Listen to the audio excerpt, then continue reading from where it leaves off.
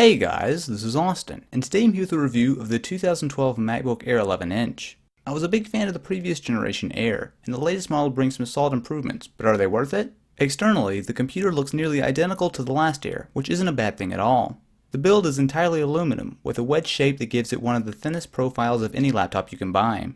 Best of all, the 11-inch Air is still totally usable, as the keyboard and trackpad are full-sized. While the 135 pixel per inch display can't touch the 220 ppi on the Retina MacBook Pro, it remains very good for a laptop of this size. Powering the screen is a Core i5 or Core i7 processor with Intel HD 4000 graphics. As the latest ultra-low voltage CPUs from Intel, you'll find that there's plenty of performance while still running cool and being easy on the battery. I won't go too in-depth on the performance, but if you're interested in the details, feel free to check out this video I made measuring how fast the Air is and what kind of games it can handle. Just like the last two versions, the MacBook Air comes standard with an SSD. I've talked about what SSDs are all about before, but to sum up quickly, a solid-state drive is a collection of chips that replaces a normal spinning hard drive. An SSD is generally more reliable as there are no moving parts to break and are around 4 to 5 times faster. In the real world, this means the Air is extremely snappy. The computer boots in just over 13 seconds, and programs fly open much faster than with a mechanical hard drive. For an 11-inch laptop, battery life isn't half bad. With watching a few HD YouTube videos, writing this review in Google Drive, and listening to music, I was able to get just over 5 hours on a charge. One thing that's entirely unchanged from the last Air is the keyboard and trackpad combo. The backlit keyboard is great, bordering on excellent if only it had a bit more travel. The trackpad on the other hand is basically perfect and is right up there with the MacBook Pro as the best trackpads I've ever used. It's large for any computer, but especially for an 11-inch laptop, and the glass surface works very well with the various multi-touch gestures in OS X. Speaking of OS X, as of recording this review, the MacBook Air comes preloaded with 10.7 Lion. If you've used any recent Mac, you'll know what you're getting. However, very soon, OS 10.8 Mountain Lion will be out. Newer Airs will come preloaded with this, but if you buy one with Lion, you'll get a free upgrade once it's available. There are some slight changes with the ports. On the left side, you'll find MagSafe 2 for charging, which works exactly the same as before, but with a new, thinner magnetic connector. Beside that is a USB 3.0 port, and there's also the headphone jack and a microphone.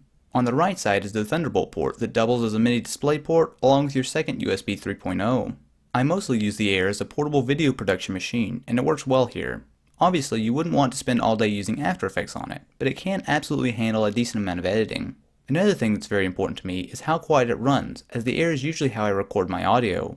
The last gen kicked the fan up pretty quickly, however thankfully the new Air with the Core i5 stays silent for much longer, the fan only firing up audibly when doing heavy lifting. You can order the Air with quite a few options.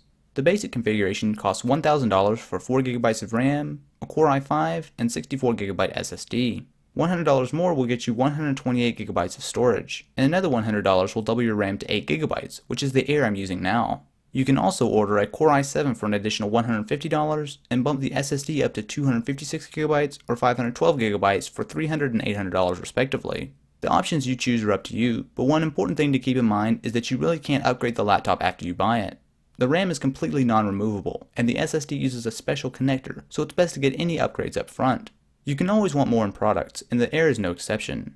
While the extreme thinness is great, I would gladly trade a few millimeters for an included SD card reader and another USB port. The battery life is solid but nothing spectacular, and while it's more than fast enough for 98% of users, having a bit more power can make editing better and gaming more viable.